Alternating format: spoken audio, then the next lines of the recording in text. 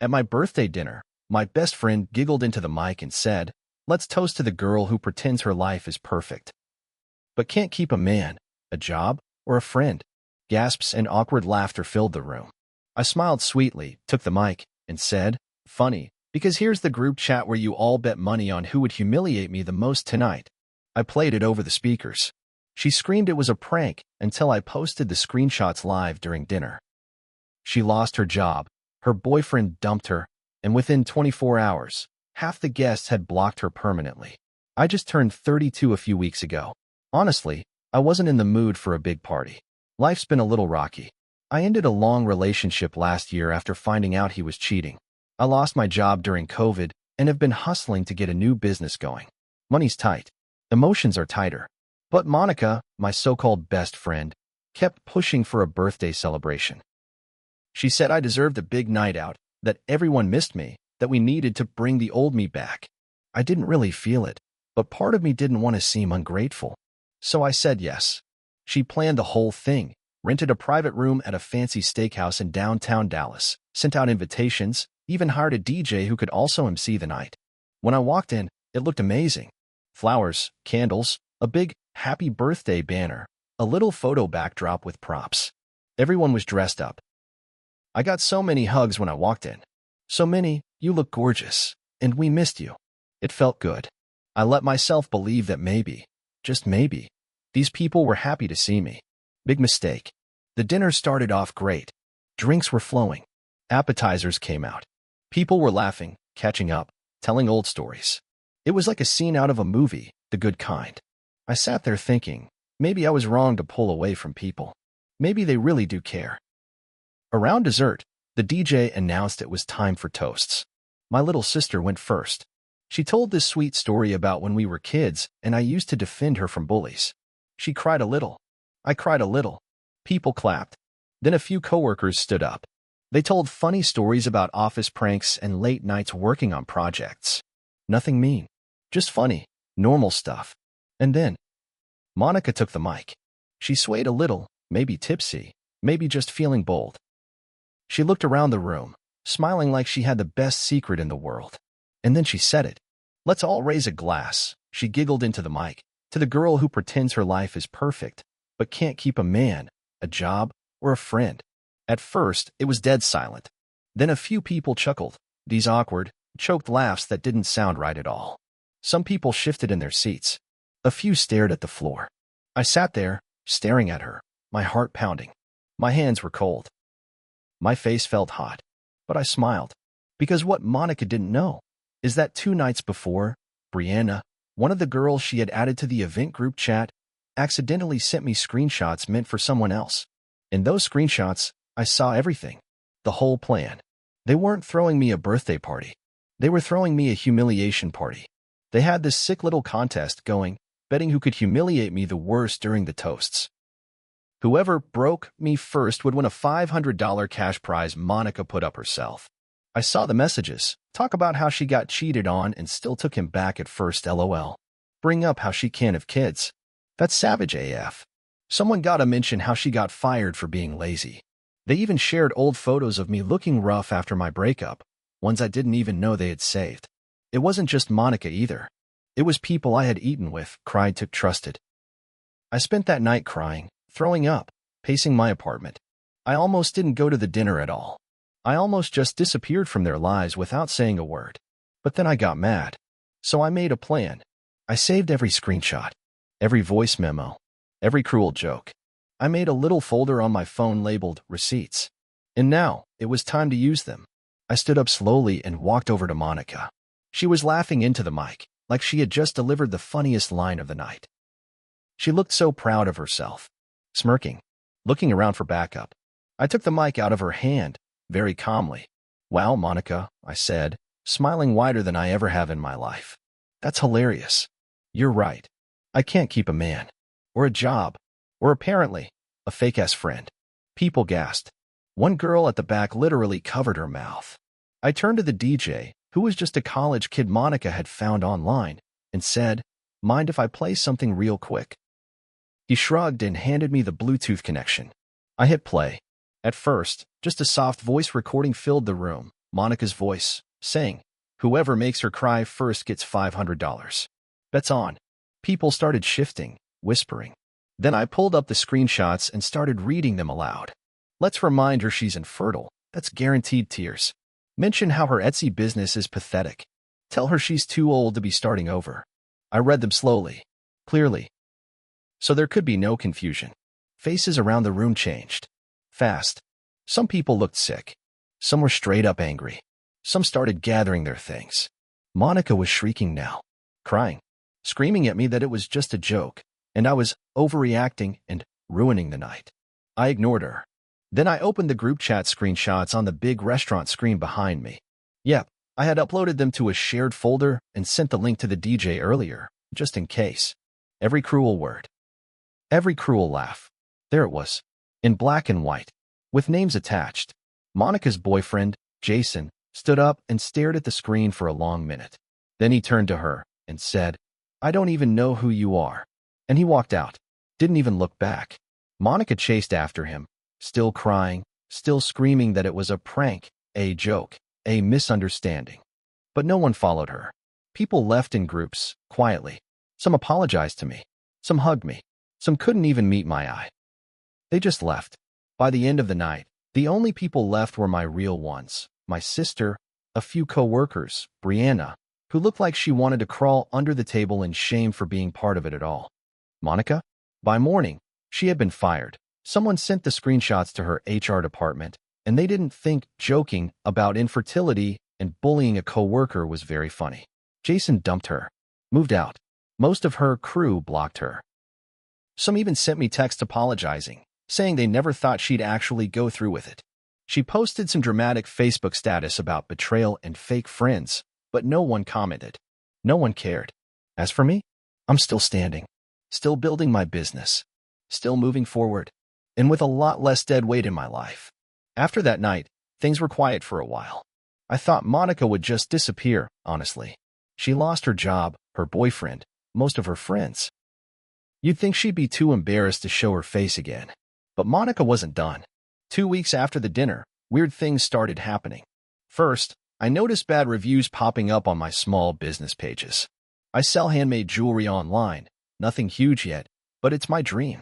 Suddenly, there were reviews saying my products were cheap, fraudulent, even accusing me of stealing designs.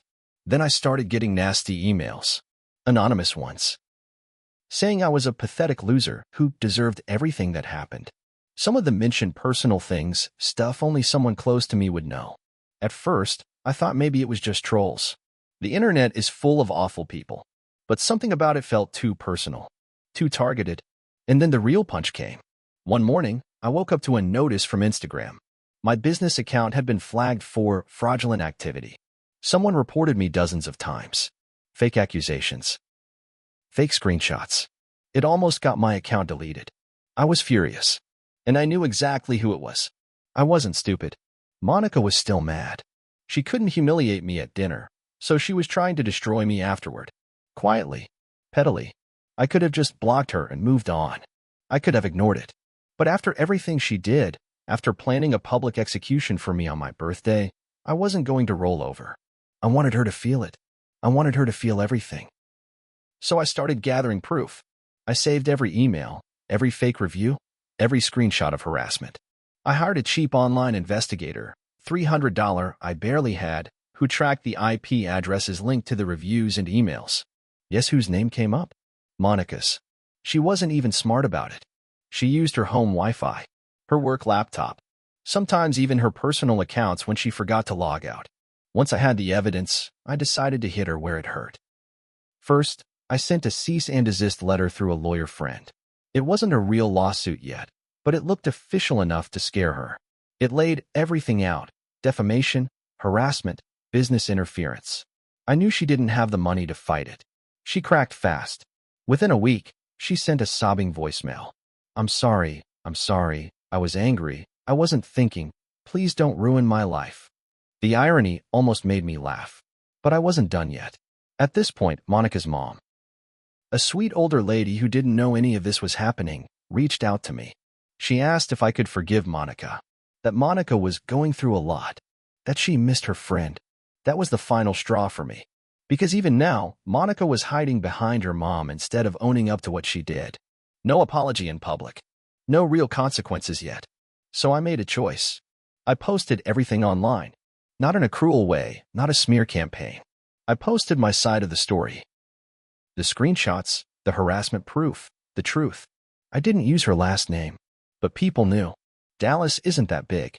The post went viral locally. Hundreds of shares. Hundreds of comments. People backing me up, telling their own stories of friends who turned toxic. Monica got eaten alive. Turns out, I wasn't the only one she had hurt over the years. Ex-friends, ex-coworkers, even an old roommate popped up to share their horror stories. She became a pariah almost overnight.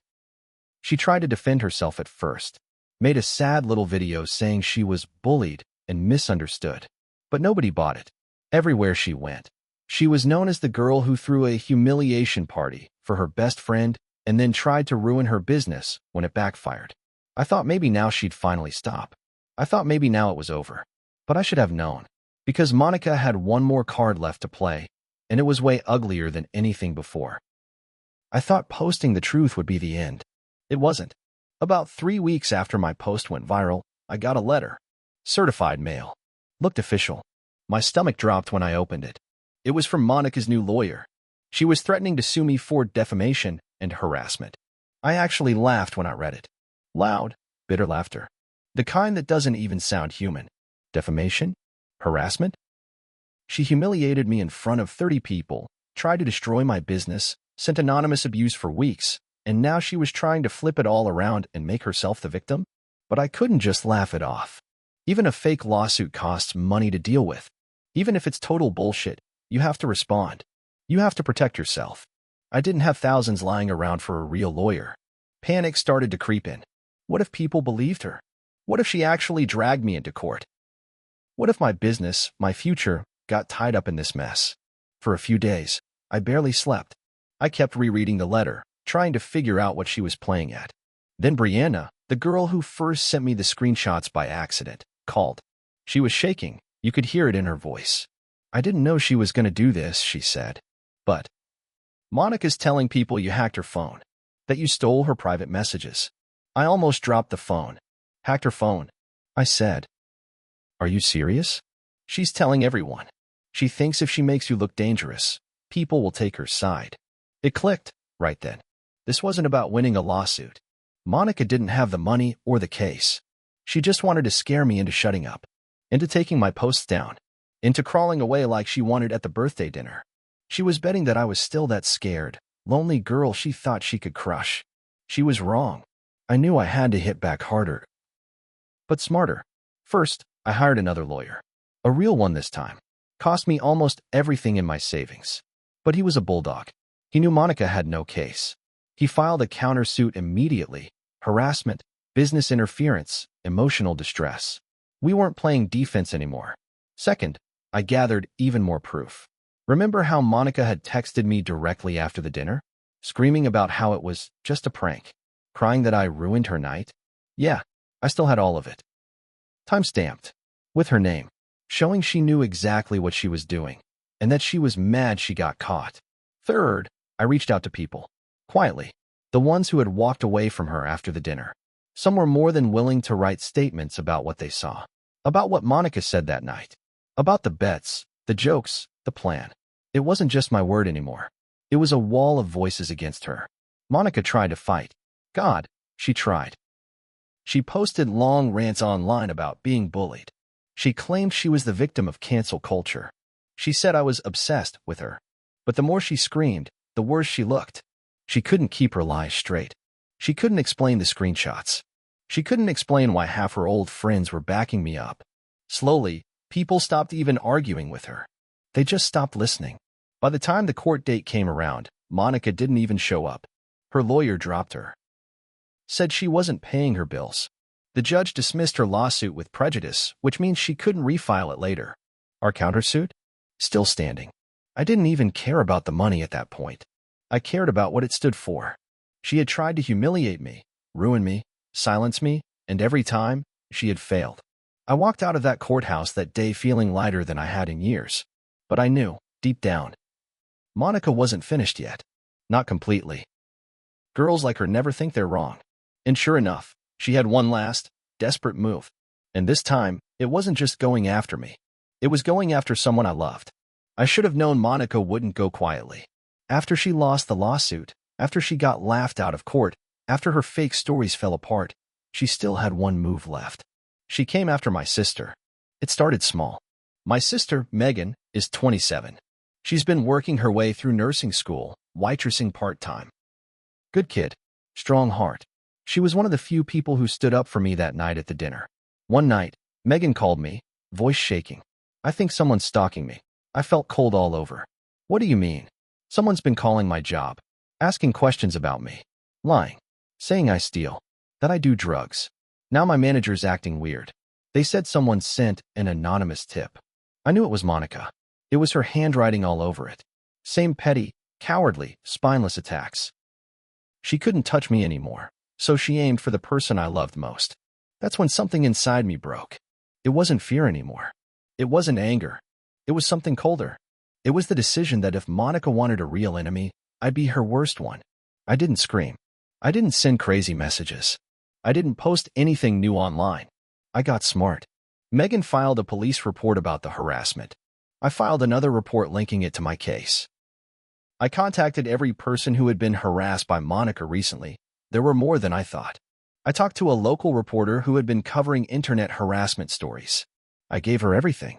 Emails, voicemails, court records, police reports. The story broke wide open. It wasn't just about me anymore. The news story named no names at first, just a local woman under investigation for harassment, cyberbullying, workplace interference. But Dallas isn't that big. People connected the dots fast. Monica's last few friends? They dropped her like a hot rock. Her mom? Embarrassed beyond belief. Her old job connections? Blacklisted her. She couldn't even get interviews anymore. The final blow came about a month later. Monica was arrested. Not dragged away in handcuffs, not some big TV moment. Just a quiet booking for harassment and stalking, thanks to the paper trail she left harassing Megan. She was charged. Mugshot. Court date. And it all became public record. You can still look her up today if you want to. Her mugshot's right there. Messy hair, tear-streaked face, looking like she finally realized there were consequences. The same girl who once stood up in a room full of people, laughed into a microphone, and tried to humiliate me on my birthday, now looked like she had lost everything. Was I perfect through all this? No. There were nights I wanted revenge so badly it scared me. There were moments I stayed up crafting posts, messages, plans to bury her deeper. I almost let my anger ruin my own life. But I stopped. Every time. I chose proof. I chose calm. I chose truth. Because in the end, Monica didn't need me to destroy her. She did it herself. One small, cruel choice at a time. And when she finally crashed, there was no one left to catch her.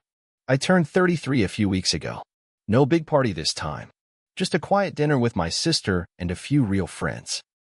People who actually love me. It's funny. That birthday Monica tried to ruin, it ended up being the night I started taking my life back. Piece by piece. Day by day. No fake smiles. No fake friends. Just real, messy, honest life. And I wouldn't trade it for anything.